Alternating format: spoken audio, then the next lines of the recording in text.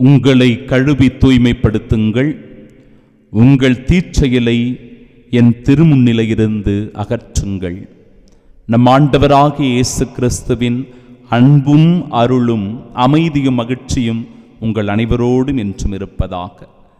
இயேசுவில் பிரியமுள்ள சகோதர சகோதரிகளே, ஆண்டவர் இன்றைய முதல் வாசகத்தில் விலங்குகளின் பலிகளோ அவற்றின் இரத்தமோ எனக்கு தேவையில்லை. ஆண்டவருடைய வார்த்தைகள் மிக தெளிவாக சொல்கிறது. விலங்குகளின் பலியோ அவற்றினுடைய இரத்தமோ எனக்கு தேவையில்லை. உங்களுடைய காணிக்கைகள், நீங்கள் காட்டுகின்ற தூபம், ஒழுங்கீனமாக கொண்டாடுகின்ற திருவிழாக்கள், இவை எல்லாமே எனக்கு அருவெறுப்பை தருகின்றன. நான் இவற்றை சகித்துக் கொள்ள மாட்டேன். என் உள்ளம் இவற்றையெல்லாம் வெறுக்கிறது என்கிறார் நம் ஆண்டவர். இதனால நமக்கு என்ன பிரச்சனை? கடவுள் நம்மை வெறுக்கிறார், அருவெறுக்கிறார் என்று இந்த வார்த்தைகள் சொல்லுகிற போது நமக்கு என்ன அதனால பெரிய பிரச்சனை வந்துற போது? பிரியமானவர்களே, இறை வார்த்தையை தொடர்ந்து பார்க்கலாம். என்னை நோக்கி நீங்கள் கைகளை உயர்த்தும் போது நான் உங்களுக்கு பாராமுகத்தினராயிருப்பேன். நீங்கள் தொடர்ந்து மன்றாடினாலும் நான் உங்களுக்கு செவி கொடுப்பதில்லை. இதுதான் பிரச்சனை.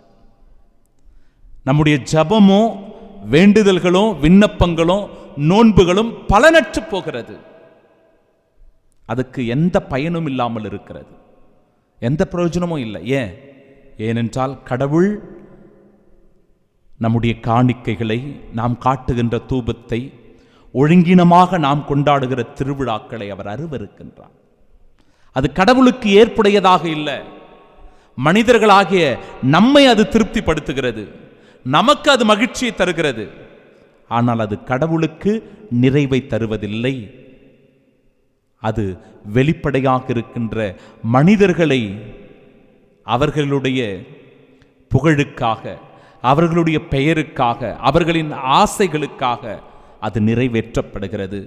எனக்காக அவர்கள் அதை செய்யவில்லை என்பதை ஆண்டவர் வெளிப்படையாகவே சொல்லுகிறார்.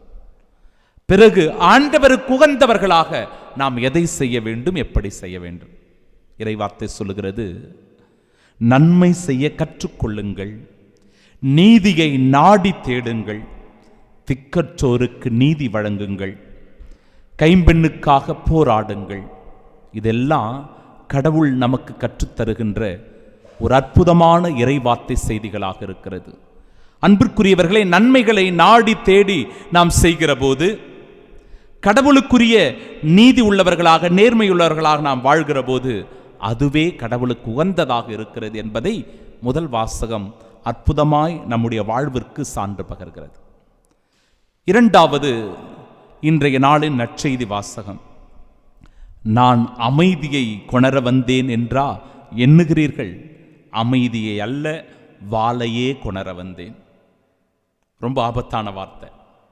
ஏனென்றால் கடவுளை அமைதியின் தூதுவராக, அமைதியின் அரசராக பார்க்கிறவர்கள் நாம். ஆண்டவரிடத்திலே அமைதியை கொண்டு வரும்படியாக செபிக்கிறவர்கள். ஏனென்றால் அவருடைய பிறப்பு அமைதியில் தான் இருந்தது. உன்னதத்தில் கடவுளுக்கு மாட்சி உண்டாகுக, உலகினிலே நன் மனதோருக்கு அமைதி ஆகுக என்று அமைதியை கொணர வந்ததாக ஆண்டவருடைய பிறப்பு அமைந்திருக்கிறது. ஆண்டவர் இயேசு கிறிஸ்துவினுடைய உயிர்ப்பும் கூட அமைதியை மையப்படுத்தியதாக இருக்கிறது. உங்களுக்கு அமைதியை உரித்தாகுக. நான் தருகிற அமைதி இந்த உலகம் போன்றதான அமைதி அல்ல என்று சொல்லி அமைதியை ஏற்படுத்த கிறிஸ்து வந்தார் என்று சொல்லுகிற இந்த நற்செய்தி இன்றைய நாளிலே அமைதியை அல்ல, வாளையே கொணர வந்தேன் என்கிறார். ஒரு முரண்பாடு இருப்பதை நம்மால் உணர்ந்து கொள்ள முடிகிறது.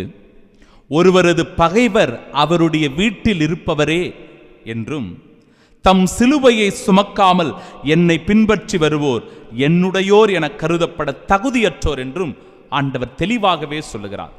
வாழ்வினுடைய ஓர் அங்கமாக இருப்பது துன்பங்கள், பாடுகள், தோல்விகள், நெருக்கடிகள், இன்னல்கள். இது எல்லாமே வாழ்வினுடைய ஓர் அங்கம்தான். வெறும் இன்பத்திலேயே நாம் வாழ முடியாது, சுகபோகத்திலேயே நாம் நிலைத்திருக்க முடியாது. நம்முடைய வாழ்க்கை எப்பொழுதும் மகிழ்ச்சி நிறைந்ததாகவே இருக்காது. ஏற்ற தாழ்வுகளும் மேடு பள்ளங்களும் கசப்புணர்வுகளும் இனிப்பான நம்முடைய வாழ்க்கையும் இருந்து கொண்டுதான் இருக்கும். இதெல்லாம் வாழ்வினுடைய ஒரு அங்கம், ஒரு அனுபவம். இந்த அனுபவத்தை பெற்றுக்கொள்ளுகிற நாம் பக்குவத்தோடு நடந்து கொள்ள வேண்டும். நம்முடைய மனநிலையை அதற்கேற்றவாறு தயார்படுத்திக் கொள்ள வேண்டும். துன்பம் கண்டோ, நோய் நொடிகளை கண்டோ, வாழ்வில் வருகிற கஷ்டங்களை கண்டோ துவண்டு போகக்கூடாது, மனம் சோர்ந்து போகக்கூடாது, தளர்ந்து விடக்கூடாது. மாறாக அந்த துன்பங்களில் ஆறுதலின் இறைவனை நாட வேண்டும். நம்முடைய கஷ்ட நஷ்டங்களில் இறைவன் மீது முழுமையான நம்பிக்கை கொண்டிருக்க வேண்டும். அத்தகைய மனநிலையை ஆண்டவருடைய வார்த்தைகள் நமக்கு எடுத்து சொல்லுகிறது. வாளையே கொணர வந்தேன் என்று சொல்லுகிற போது அது உண்மையின் வாள், அது நீதியின் வாள், அது நேர்மையின் வாள் என்பதை நாம் உணர்ந்து கொள்ள வேண்டும். உண்மைக்காக நீதிக்காக குரல் கொடுக்கிற போது நமக்கு எதிர்ப்புகள் வரும், கஷ்டங்கள் வரும், நம்மை எல்லாரும் வெறுப்பார்கள். ஆனால் நாம் கடவுளுடைய அன்பர்களாக இருப்போம், கடவுளின் அன்பிற்குரிய மக்களாக வாழ்ந்து கொண்டிருப்போம், கடவுளின் ஆசி பெற்றவர்களாக இருப்போம். இதை நாம் மறந்துவிடக்கூடாது பிரியமானவர்களே. ஜெபத்திலும் தபத்திலும் இணைந்திருந்து கடவுளுடைய அருளை பெறுவோம், ஆசீரை பெறுவோம். அதுதான் கடவுளுக்கு உகந்த பலியாக இருக்கிறது. அதுதான் கடவுளுக்கு உகந்த சிறந்த கைமாறாக இருக்கிறது. எனவே அதை நம்முடைய வாழ்வில் உணர்ந்து கொண்டு கடவுளுக்குரியவர்களாய் வாழ்வோம், இறை ஆசீரை பெற்று அவரின் சாட்சிகளாய் திகழ்வோம். ஆமென்.